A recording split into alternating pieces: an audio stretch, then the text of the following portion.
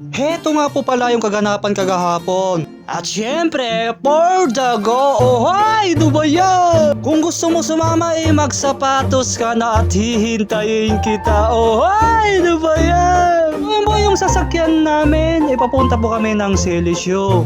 Maghahatid po ng estudyante, tuloy mangunguha po ng bigas. Sama ko nga po pala si Kagawad J at si ex-Kagawad Mapanaw. Nasa Muñoz na po kami dyan. First time ko makapasok sa Selisyo. Ang dami pong estudyante dyan.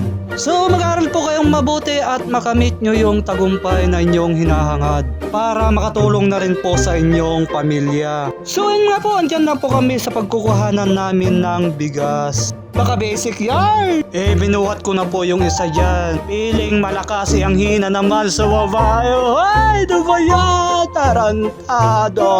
Baka naman, ex-Kagawad Mapanaw, kahit 2 kilo lang. Ay, ano ba yan? So yan po yung magkikisig ng aking mga kasama. Napakatuloy ng sasakyan kagahapon. Nung araw, bayabas lang yung baon ko. Hilaw pa. Ay, ano ba yan? Tarantado. Ulol.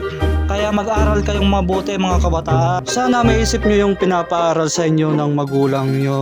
Yung barkada andyan lang naman nyo. Hindi ka naman matutulungan yun pag nagkasakit ka Kaya study first muna. Tsaka ka na magwalwal pag may trabaho ka na. Hay! Ano ba yan? So ayun po, pauwi na po kami dyan. Ikaw yung nanonood sa aking vlog. Maging masaya ka sa hamon ng buhay. Huwag kang malulungkot.